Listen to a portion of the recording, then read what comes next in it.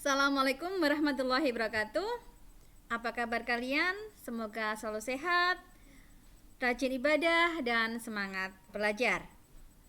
Jangan lupa selalu jaga iman dan imun agar kita selalu aman dari segala virus, terutama COVID-19. Jangan lupa pula kita selalu berdoa semoga pandemi ini segera berakhir sehingga kita bisa belajar dengan optimal, dengan tenang, bisa beraktivitas normal seperti dulu. Sebelum kita mulai belajar, marilah kita berdoa sesuai dengan agama dan keyakinan masing-masing. Berdoa dimulai.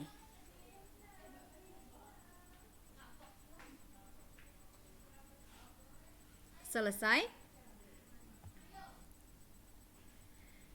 Kali ini kita belajar pada kelas 11 PKWU KD 4.7 memproduksi kerajinan dari bahan limbah berbentuk bangun ruang berdasarkan daya dukung yang dimiliki oleh daerah setempat. Khususnya tentang kemasan, jenis dan kegunaan bahan kemas. Coba perhatikan gambar berikut. Ini adalah biji kopi dan bubuk kopi.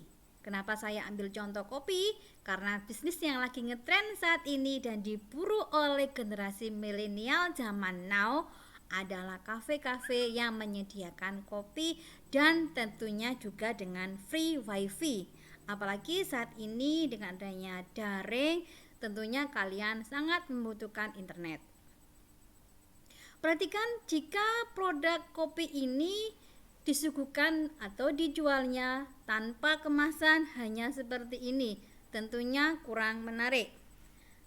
Perhatikan gambar berikut. Kopi tersebut sudah dikemas, namun dalam kemasan yang seperti ini, hanya polosan tanpa goresan tangan sedikit pun. Dikemas dalam plastik dan ini dikemas dalam kertas karton. Perhatikan gambar berikut. Kopi dikemas dengan ada tulisan coffee dan ada gambarnya yang lebih menarik konsumen. Bandingkan gambar yang tadi dengan yang ini. Tentunya yang lebih menarik adalah yang sudah ada goresan tadi. Makanya kita perlu belajar tentang kemasan. Apa sih kemasan? Pengertian kemasan. Kemasan adalah desain kreatif yang mengaitkan bentuk, struktur, material, warna, citra, tipografi, dan elemen-elemen desain dengan informasi produk agar produk dapat dipasarkan. Tentunya lebih menarik konsumen sehingga bisa meningkatkan volume penjualan. Fungsi kemasan.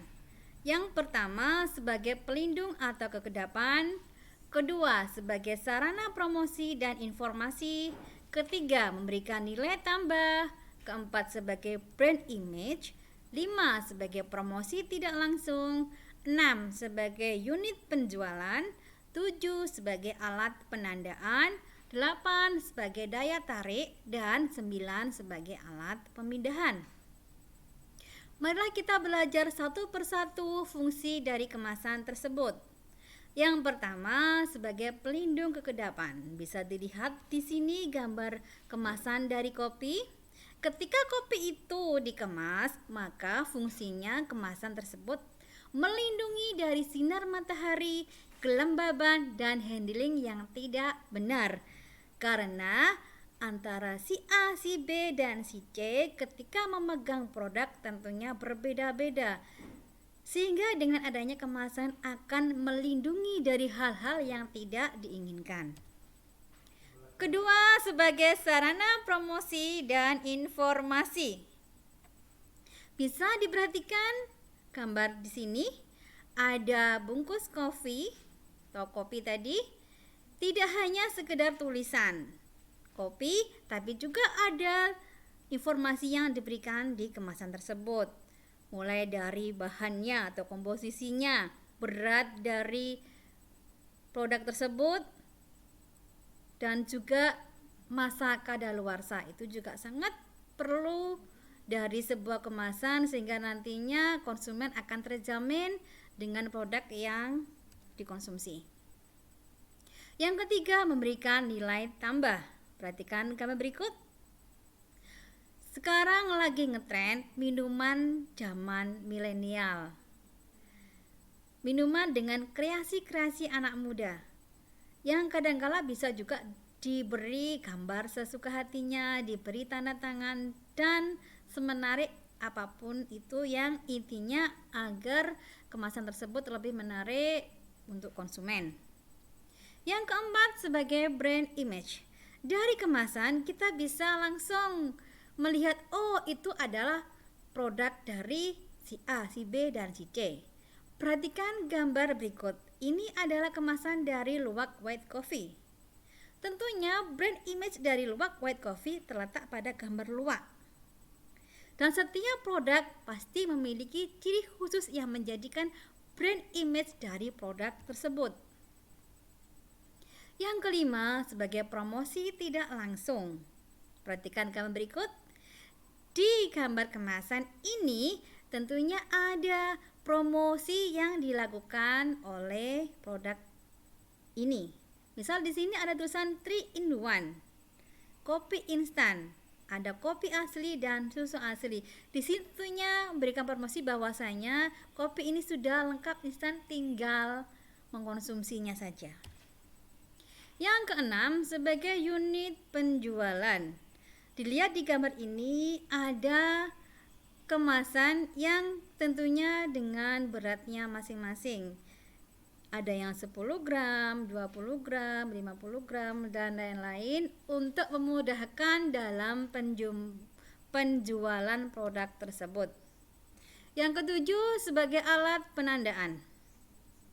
Dari cetakan kemasan terlihat jumlah isi kemasan, berat produk, komposisi produk seperti yang saya katakan tadi. Tentunya di kemasan akan tertulis berapa isi dari kemasan, berapa beratnya, berapa totalnya, komposisinya apa saja, agar lebih memudahkan konsumen untuk melihat dan memilih produk mana sesuai dengan keinginannya. Coba dilihat di sini, ada kemasan kopi kapal api, bahkan di sini juga dituliskan atau dikisahkan tentang penemu kopi tadi. Juga dituliskan komposisinya, ada beratnya, dan lain-lain. Yang kedelapan, sebagai daya tarik. Dari bentuk, ukuran, warna, dan informasi dapat memberikan daya tarik tersendiri. Misal ini saya ambilkan contoh kemasan kopi Good Day dari berbagai macam varian rasa. Ada cokolato, original, kuli, dan macam-macam. Dan juga dari kemasan botol kecil. Ini sesuai dengan minat dari konsumen. Tinggal nanti pilih yang mana sesuai dengan keinginan dan kebutuhannya. Yang kesembilan, sebagai alat pemindahan. Memindahkan dari satu tempat ke tempat lain dalam jumlah tertentu. Misalnya saya berikan contoh Nescafe dalam bentuk kaleng yang dikemas dalam box, nanti bisa dipindahkan ke tempat lain agar lebih mudah. Berikutnya kita belajar tentang jenis-jenis kemasan.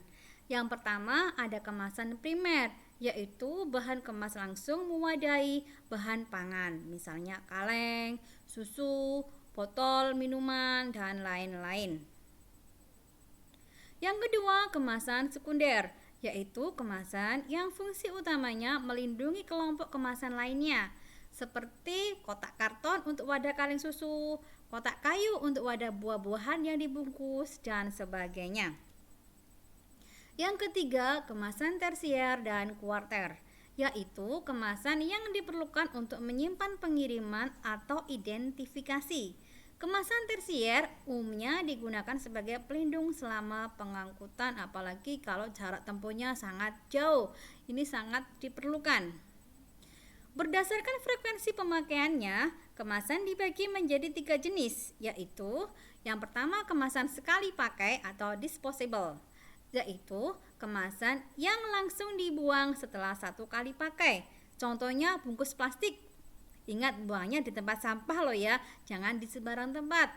Nanti merusak lingkungan. Bungkus permen, bungkus daun, karton dus, makanan kaleng. Yang kedua, kemasan yang dapat dipakai berulang kali atau multi trip. Kemasan jenis ini umumnya tidak dibuang oleh konsumen, akan tetapi dikembalikan lagi pada agen penjual untuk kemudian dimanfaatkan ulang oleh pabrik.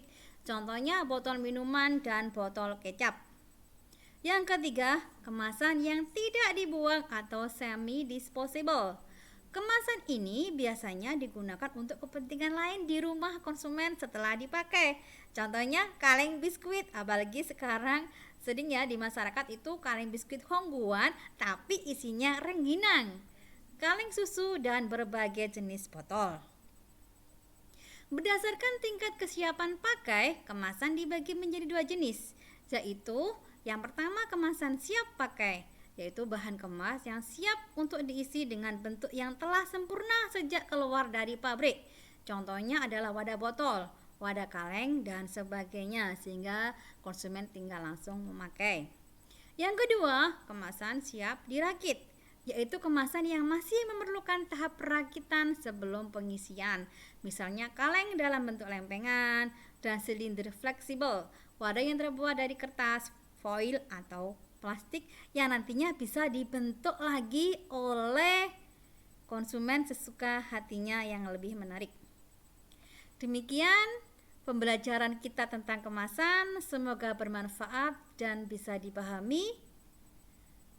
Ingat selalu patuhi protokol kesehatan dan tetap semangat belajar. Semoga sukses.